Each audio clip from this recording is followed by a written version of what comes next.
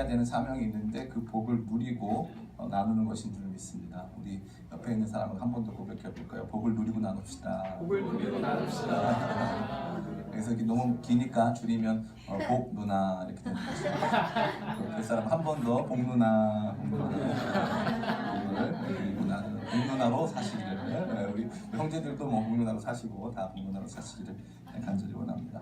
2016년 새해가 밝았습니다. 우리 첫 번째 예배를 그냥 같이 드리고 있는데요. 또 감개무량한 것은 오늘이 예배가 우리 기쁨의 교회 1주년 되는 예배인 줄 믿습니다. 그래서 얼마나 감격스러운지 모르겠습니다. 아무것도 없는 100년 가까이 된 이 병원 건물에서 공사를 시작했는데 같이 예배할 처소가 없어서 저희 집에서 15명 모여서 딱 1년 전에 여기서 예배를 시작했습니다. 그런데 벌써 우리 교회가 많이 성장해서 지난 성탄절에는 68명 같이 예배 드리고요.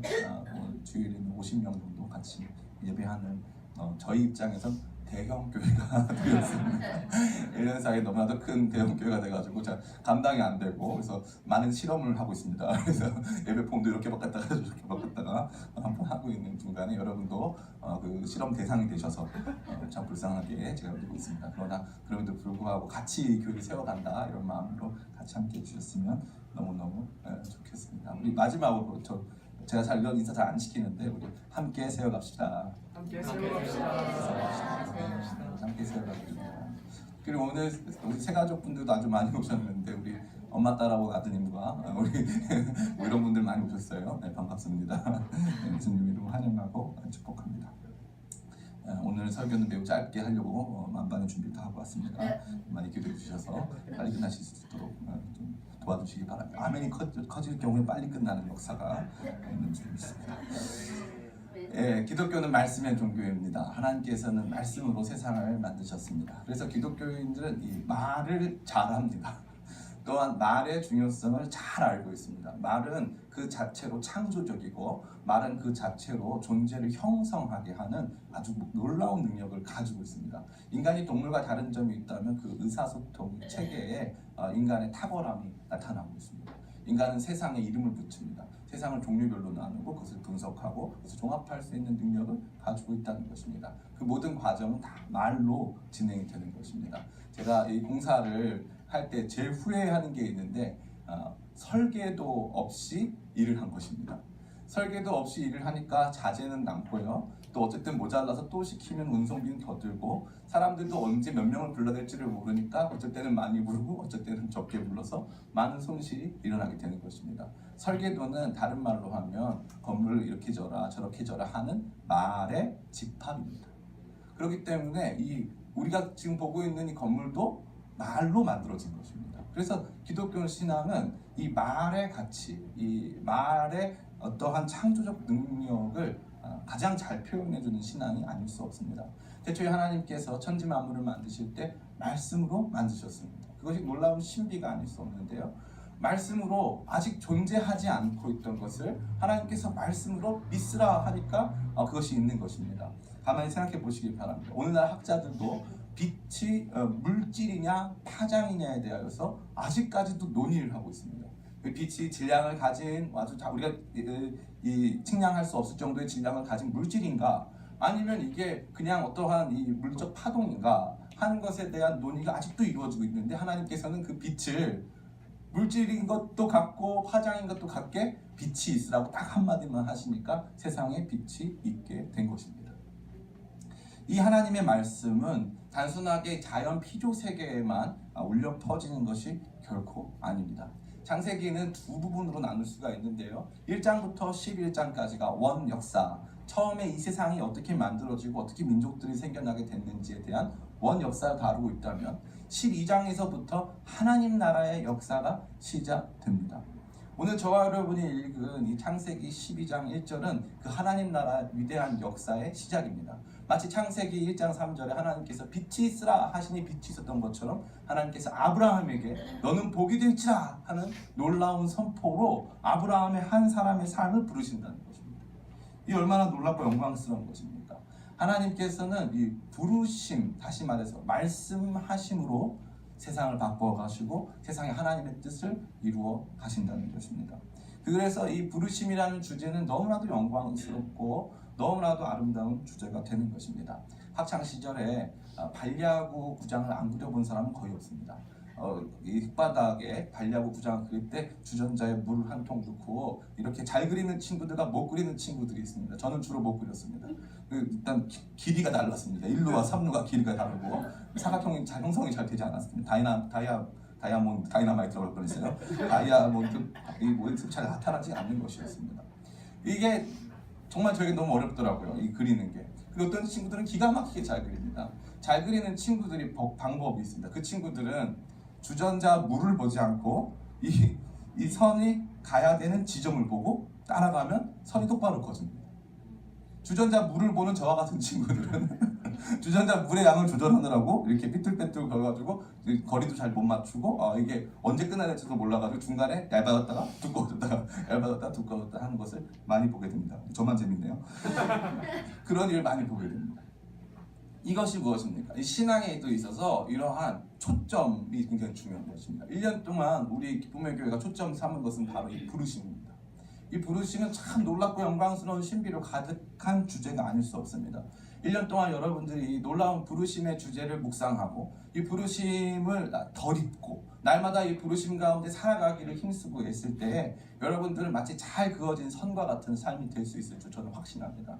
제가 이 주제를 놓고 우리 손 목사님 또 공동 목회 아닙니까? 그래서 같이 기도하면서 막 준비를 하는데 정말 하나님께서 큰 제안의 소망과 정말 큰 기쁨을 주셨습니다. 1년간 여러분들이 이 부르심이 있게 되길 간절히 바랍니다. 이 부르심이라고 하는 부분은 얼마나 인격적인 요소인지 말로 할 수 없습니다.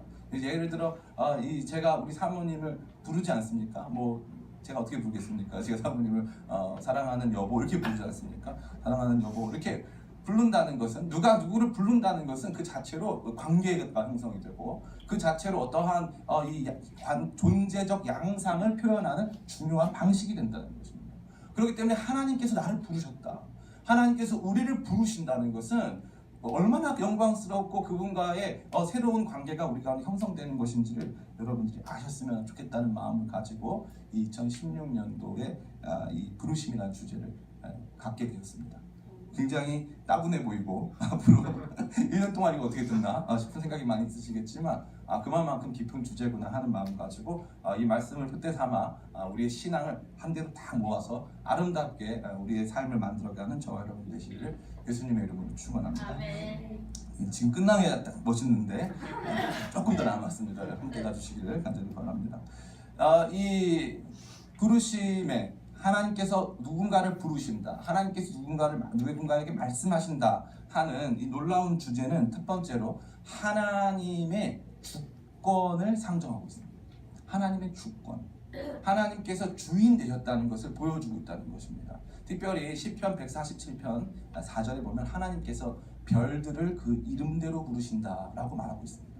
별들을 그 이름대로 부르신다는 것은 하나님이 그 별에 대한 그 별이 어떠한 별이고 그 별이 어떠한 가치와 의미를 갖는지에 대한 하나님께서 의미를 부여하실 수 있는 주권을 가지고 계시다는 것을 상정하고 있습니다. 하나님께서 빛이 있으라 말씀하시고 하늘의 별들이 있으라 말씀하시고 바다의 물고기, 땅의 짐승들이 있으라 말씀하신 것은 하나님께서 그 짐승이 이미 무엇인지를 아시고 그것이 하나님의 생각과 마음 속에 있었던 피조물이라는 사실을 명백히 밝혀주고 있는 것입니다. 다시 말해서 하나님께서 누군가를 부르시고 누군가의 이름을 부르시고 누군가를 찾아와 만나주시고 말씀하신다는 것은 내가 하나님이고 너희는 피조물이다. 내가 너를 만들고 창조하고 지었노라 하시는 하나님의 놀랍고 영광스러운 선포라는 것입니다. 제가 지난번에 우리 안병현 팀장님이 저한테 설교 너무 빠르다고 저 비난했습니다. 제가 가만히 생각해보면 지금 굉장히 빨리 하고 있어요. 시간을 쫓겨서 이렇게 많은 인원이 1부에 나온 적이 별로 없는데 오늘따라 많이 나오셔가지고 제 마음이 굉장히 긴장되고 있습니다. 그러나 여러분 잘 아셨으면 좋겠습니다. 하나님의 부르심은 그분의 주권을 말해주고 있다는 것입니다. 특별히 예수님께서는 요한복음 10장 4절에 보면은 내가 목자가 양들의 이름을 안다고 말해주고 있습니다. 양들의 이름을 안다. 하나님께서 우리를 불러주실 때는 아무 상관없는 그냥 우리를 부르시는 것이 아니라 그때부터 관계가 시작되어지고 하나님은 우리의 하나님 우리의 목자, 하나님 우리의 주님으로 우리가 관계 맺으신다는 것입니다. 그래서 하나님께서 우리를 부르실 때 우리가 그분에게 순종해야 하는 그런 관계가 형성이 된다는 것입니다. 두 번째는 하나님의 부르심은 하나님의 능력을 보여주고 있습니다. 예를 들어 하나님께서 빛이 있으라 하셨는데 빛이 없다면 하나님께서 능력 없는 하나님인 것을 보여주는 것입니다. 그런데 하나님께서는 그것을 빛이라고 하는 우리는 만들어낼 수 없는 종류의 하나님만 만드실 수 있는 종류의 어떠한 것을 이 세상에 존재케 하셨을 때에는 그것은 하나님의 놀랍고 영광스러운 능력을 표상하는 것이라는 것입니다. 특별히 아브라함을 여러분 생각해 보시기 간절히 바랍니다. 아브라함 나이 많아 늙을 때까지 자녀가 없었습니다. 하나님께서는 이 그를 통해서 한 민족을 일으키신다 말씀하셨습니다. 하나님께서는 없는 것을 있는 것 같이 부르시는 분이십니다. 전혀 이루어질 수 없는 삶의 환경, 전혀 이루어질 수 없는 상황에서 하나님께서 그것을 있는 것처럼 부르신다는 것입니다. 너는 복이 될지라. 아브라함은 자기 자신이 복이 필요한 존재였습니다. 자녀의 복이 필요하고 내가 왜 살아야 하는가, 자기 자신에게 의미가 부여되어지고 사명이 무엇인가를 발견해야 되는 복이 필요한 존재였는데 그를 향하여서 너는 열방의 복이 된다고 하나님께서 말씀해 주신 것입니다. 이것은 얼마나 놀라운 일입니까?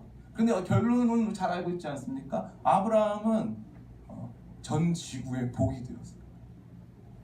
그것은 우리가 상상할 수 있는 방식이 아닙니다. 그래서 하나님의 말씀하심, 하나님의 영광스러운 부르심으로 이미 결정난, 이미 결론난 놀라운 이야기라는 것입니다. 그것은 하나님의 전능하심을 보여주십니다. 하나님은 일부러 말씀으로 세상을 창조하신 것입니다. 제가 가끔 집에서 건의를 부릴 때가 있습니다. 사소한 건의입니다. 여보 물 갖다 주세요. 굉장히 사소한 건의인데 이게 될 때가 있고 안 될 때가 있습니다. 이게 잘 되는 날은 저는 우리 집이라고 하는 환경 속에서는 무소불위의 건의를 구가하고 있는 것입니다. 근데 이게 안 되는 날에 있습니다.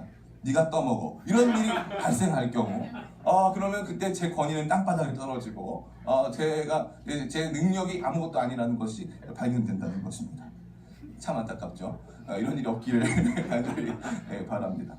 그러나 확실한 것은 그것입니다. 하나님께서는 있으라 하시면 있습니다. 있으라 하시면 있습니다. 빛이 있으라 하시니까 있었습니다. 그분의 영광스러운 말씀이 내가 너를 들어서 이렇게 저렇게 사용하시겠다 하시면 그렇게 되는 것입니다. 그것이 하나님의 부르심인 줄 믿습니다.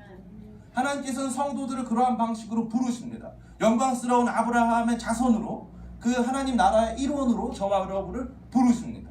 이 부르심의 주제가 성경에 충만합니다. 하나님은 한 사람을 택하셔서 그 사람을 부르시고 그 사람과 특별한 관계를 맺으시고 그 사람을 통하여서 이루실 일들을 말씀하신다는 것입니다. 그런데 그 상황 속에서 그는 그러한 일들을 이룰 만한 가치나 자격이나 기능이 충분히 구비되지 않은 상황입니다. 그럼에도 불구하고 하나님이 부르셨기 때문에 나의 신실함이나 나의 자격이 있음이 아니라 하나님의 신실하심, 하나님의 능력 있으심, 하나님의 전능하심과 주권적 역사로 말미암아 우리의 삶이 그분의 말씀을 이루는 통로가 된다는 것입니다. 이것이 얼마나 놀랍고 영광스러운 일인지 말로 할 수 없는 것입니다. 마지막 세 번째, 벌써 마지막입니다. 얼마나 감사하고 얼마나 좋은지 모르겠습니다. 마지막 세 번째, 하나님의 영광스러운 부르심은 저와 여러분을 여러분이 있는 그 삶의 환경이 아닌 전혀 다른 곳으로 인도한다는 거죠. 그것은 그 전에 내가 가지고 있었던 삶의 목적과 방향, 내가 가지고 있었던 가치관이나 여러 가지 세계관에서로부터 이탈하여 완전히 새로운 세계로 나아가게 한다는 것을 의미한다는 것입니다. 얼마나 중요한 것입니까? 주권적인 역사를 가지시고 하나님께서 우리를 부르실 뿐만 아니라 전능하게 우리를 바꿔가시는 주님이 우리를 부르실 때에 우리 자신이 경험하게 되는 것은 그 이전과는 180도 다른 삶의 환경과 생각과 여러 가지 부분에서의 변화가 있다는 것입니다. 이것이 그리스도인들에게 주어진 영광스러운 삶입니다. 하나님께서는 아브라함에게 말씀하십니다. 여호와께서 아브라함에게 이르시되 너는 너의 고향과 친척과 아버지의 집을 떠나 내가 내게 보여줄 땅으로 가라. 그가 가지고 있었던 그 당시의 고향은 그가 살고 있는 생활터전의 전부 아닙니까? 이 당시에 무슨 해외여행 다녔겠습니까? 이 당시에 뭐 얼마나 대단한 지역으로 이주했겠습니까? 고작 살아봤자 자기가 속한 곳이 전부 아니겠습니까? 자기가 속한 곳, 친척은 누구입니까? 자기가 아는 사람들 아니겠습니까? 사실은 원문에는 친척이라는 표현보다는 사람들이라고 되어 있습니다. 사람들. 내가 아는 그 사람들, 내가 편안하고 익숙했던 그 사람들을 떠나라는 건 아닙니까? 특별히 아버지의 집은 무엇입니까? 이것은 자신의 기업입니다. 기업. 자신이 이제 이 아버지의 집에서 자기를 확인하고 이 아버지의 집에서 생활을 영위해야 하는 것입니다. 근데 이것을 다 떠나라는 것입니다. 내가 그동안 가지고 있었던 삶의 패턴과 방향, 내가 가지고 있었던 삶의 여러 가지 요소들을 떠나 아버지 하나님께서 보여주실 영광스러운 땅으로 가라 하는 것입니다. 이러한 요청이 저와 여러분에게 있는 것입니다. 아무것도 없는 상태에서 이 하나님께서 이루어가실 일들을 마치 믿음으로 보면서 그게 있는 것처럼 가야 한다는 그러한 놀라운 일들이 부르심에서 시작된다는 것입니다. 이 세 가지, 하나님의 주권, 하나님의 전능하신 능력, 하나님께서 보여주실 완전히 새로운 삶의 영역으로의 변화, 이것들이 이 부르심의 영광스러운 일들이 저와 여러분에게 보여줄 역사적인 일들입니다. 특별히 이 부르심은 원래 신학적으로는 두 가지 방향이 있습니다. 하나는 구원 서정으로의 부르심이라는 것이 있습니다. 그것은 이제 하나님께서 우리를 부르셔서 우리에게 중생을 주시고 믿음을 주셔서 우리를 구원에 가시는 과정에서의 부르심을 의미하는 것입니다. 그런데 그것은 부르심을 굉장히 축소적으로, 굉장히 우리 삶을 전체적으로 반영하지 못한 모습으로 말해주고 있습니다. 실상 부르심은 우리의 삶의 궁극적인 목적지를 바꾸고 우리의 삶의 여러 가지 조건과 환경을 바꾸고 우리 내면을 바꾸고 하나님과의 관계를 바꿔내고 이웃 사람들과의 관계를 바꿔내는 놀랍고 영광스러운 일이 된다는 것입니다. 마치 아무것도 없는 것에서 이 빛이 생겨나고 별들이 생겨나는 것처럼 저와 여러분들 안에는 기독교 신앙으로 말미암아 이러한 놀라운 역사가 있다는 것입니다. 이제 모든 말씀이 다 맞춰졌습니다. 이제 이 놀라운 부르심을 경험했거나 경험하면 되는 것입니다. 경험하는 사람들, 이미 경험한 사람들은 아 맞아 이러한 일들이 있었지 하면서 내 삶을 돌아보고 생각해보면 되는 것입니다. 아직 경험하지 못한 사람들은 이러한 놀랍고 영광스러운 부르심을 경험하게 되면 되는 것입니다. 그러나 중요한 것은 바로 이것입니다. 이 영광스러운 부르심에 대한 여러분의 갈망이 있어야 한다는 거죠. 이 영광스러운 부르심이 기독교 신앙 내부를 관통하는 매우 중요한 주제가 되고 하나님께서 역사하시는 통로가 된다고 하는데 아직까지 내 삶에 이러한 부르심이 없어서 기독교 신앙 안에 있지만 여전히 그 기독교 신앙의 참다운 가치를 누리지 못하고 하나님의 주권이나 하나님의 전능하심이나 하나님께서 바꾸어 주시는 영광스럽고 새로운 삶에 대해서 눈뜨지 못한 채 살아간다면 우리 안에는 이것으로 말미암는 큰 자괴감과 안타까움, 절망과 답답함이 있어야 한다는 거죠. 이것들을 경험하지 못한 채 예배당 뜰만 밟고 다니는 사람들이 얼마나 많은지 말로 할 수 없습니다. 저희가 이 2016년도 이 주제를 갖게 된 중요한 배경은 무엇입니까? 이 주제가 얼마나 위대한 것인지를 설명하기 위해서 그렇겠습니까? 전혀 아닙니다. 이 영광스러운 주제, 다시 말해서 기독교 신앙이 보여주는 영광스러운 약속을 경험하지 못한 성도님들이 너무 많기 때문에 그렇습니다. 너무 많기 때문에 하나님께서 나를 불러주셨다는 그 놀라운 감격과 은혜가 없어진 채 그저 그냥 예배당 주일마다 나와서 뜰을 밟고 지나가는 사람들이 너무 많다는 것입니다. 그래서 언젠가 교회는 머무는 곳이 아니라 길이 되었습니다. 이 교회 갔다가 저 교회 통과하는 길이 되었습니다. 우리 교회 좀 다니다가 그 다음 교회를 통과하는 길이 되어버렸다는 것입니다. 얼마나 안타까운지 말로 할 수 없습니다. 우리가 이 수많은 곳을 찾아다니면서 수많은 매체들을 통하여 설교 말씀을 듣지만 어떤 한 목사님이 전해주시는 설교, 좋은 설교 한 편보다 하나님께서 여러분에게 찾아오셔서 아브라함아 너는 고향 친척 아버지 집을 떠나서 내가 너에게 명령할 땅으로 가라. 하나님 누구십니까? 하나님이 나한테 말을 거십니까? 하나님 도대체 나를 통해서 어떤 역사를 일으키려고 하십니까? 하나님 나는 누굽니까? 왜 나한테 말을 거십니까?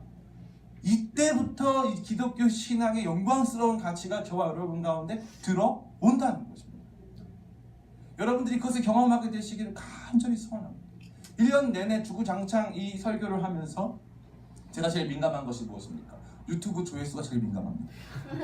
저는 주로 길게 이 설교 시리즈를 하는데 이게 유튜브 조회수가 1편에서부터 8편까지 하면은 8편쯤 되면 반 정도 떨어져 있습니다. 주님 그렇습니다. 이런 일들을 어떻게 하면 좋습니까? 하면서 막 안타까워하고 우리 교회가 이제 좀 유명해져야 이제 잘 되지 않겠습니까? 그래서 막 열심히 해봐도 소용이 없습니다. 그런데 8번 하는 주제도 중단되면 인기가 없어지는데 52번 이걸 하나 생각해 보십시오. 52번 부르심을 52번 듣습니다. 누가 좋아할까요? 좋아서 아무것도 없습니다. 그런데 그 와중에 단 한 영혼이라도, 단 한 사람이라도 하나님의 영광스러운 부르심을 체험하여서, 목사님, 하나님께서 제가 기도하는데, 말씀 듣는데, 찬양하는데 저를 만나주셨어요. 저를 불러주셨어요. 저에게 온 우주의 창조자가 저에게 말을 걸어왔어요. 내 삶에 어떠한 의미가 있다고, 나를 통해서 어떠한 일들이 일어날 것이라고, 나를 변화시키셔서 어떠한 내가 알지 못했던 새로운 지점으로 나를 이끌어 가실 거라고 하나님이 내게 말씀하셨어요. 그 한마디만 듣는다면 52번 이 설교 다 죽서서 제가 쫓겨나는 한이 있더라도 얼마나 그것이 제 인생의 의미와 가치가 되겠습니까? 우리 기쁨의 교회는 어떻게 했습니까? 이 작은 교회, 성도님 한 사람 한 사람 얼마나 귀합니까? 여러분 정말 저에게는 천하보다 귀한 줄 믿습니다. 천하보다 귀한 여러분들 한 사람 한 사람이 단순히 제 이야기를 듣는 것이 아니라 온 우주의 창조자 되신 하나님, 존재하지 않는 세상의 빛을, 누구도 발명할 수 없는 종류의 그 빛을, 우리는 상상도 할 수 없는 빛을 있으라 하시면 있게 되는 새롭고 놀라운 역사를 만들어 가시는 주권적 역사의 주인이신 하나님의 음성을 듣게 된다면 우리 기쁨의 교회는 뛸 듯이 기쁘지 않겠습니까? 기쁨의 교회의 가장 큰 기쁨은 무엇입니까? 여러분들이 하나님 만나는 기쁨이 좀 있습니다. 우리 기쁨의 교회의 가장 큰 기쁨은 자기 인생에 아무런 의미가 없다고 생각하는 사람들이 여기에 들어와서 전능자 하나님, 온 우주의 창조자 하나님, 나의 아버지가 되신 하나님의 음성을 듣고 그 안에 혼돈과 어둠 속에 있었던 그의 심령이 빛을 얻게 되는 귀하고 복된 역사가 있게 되는 것을 우리는 사모하고 기다리는 줄 믿습니다. 2016년 한 해 동안 우리가 사모하고 바라봐야 될 것은 무엇입니까? 주님, 나에게 말씀하여 주시옵소서. 나를 불러주시옵소서. 아들아, 딸아, 주님께서 나를 불러주셔서 영광스럽고 새로운 길로 가게 하시는 그 일들을 보게 하여 주시옵소서. 나를 불러주실 때에 내 삶의 의미가 넘치는 것을 경험하게 하여 주시옵소서. 그러한 기도가 저와 여러분의 삶에 넘치기를 간절히 바랍니다. 김춘수 시인이 지은 위대한 시가 한 편 있습니다. 그 꽃이라는 시인데요. 제가 읽어드리겠습니다. 내가 그의 이름을 불러주기 전에는 그는 다만 하나의 몸짓에 지나지 않았다. 내가 그의 이름을 불러주었을 때 그는 나에게로 와서 꽃이 되었다. 내가 그의 이름을 불러준 것처럼 나의 이 빛깔과 향기에 알맞는 누가 나의 이름을 불러다오.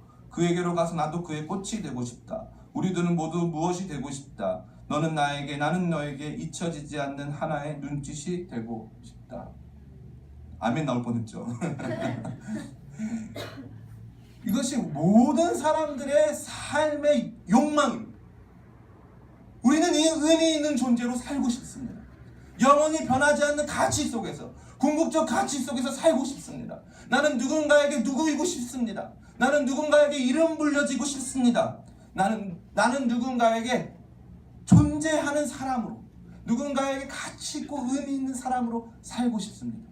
근데 이 갈망은 단순한 인간 사이에서의 갈망을 넘어서서 하나님 앞에, 온 우주를 지으신 하나님 앞에 먼지 같은 존재이지만 세상에 수십억 명 중에 하나에 불과하지만 주님 제 이름도 불러주시면 안 되겠습니까? 꽃으로 살고 싶습니다. 내게 주어진 이 빛깔과 향기에 알맞는 이름을 불러주십시오. 내게 주어진 삶의 모습에 알맞는 그런 삶으로 나를 불러주시고 초청해 주십시오. 그럼 내가 꽃이 되겠습니다. 나를 불러주십시오. 이 영광스러운 부르심의 초청, 이 위대한 부르심, 우리의 삶을 꽃처럼 향기나고 가치 있고 의미 있게 만들어주는 하나님의 영광스러운 부르심이 올 2016년 한 해 저와 여러분의 삶에 충만하시기를 예수님의 이름으로 축원합니다. 우리 같이 찬양할까요? 우리 마지막에 또 부를 것이지만 우리 나를 부르시니까 우리 찬양 같이 부르겠습니다.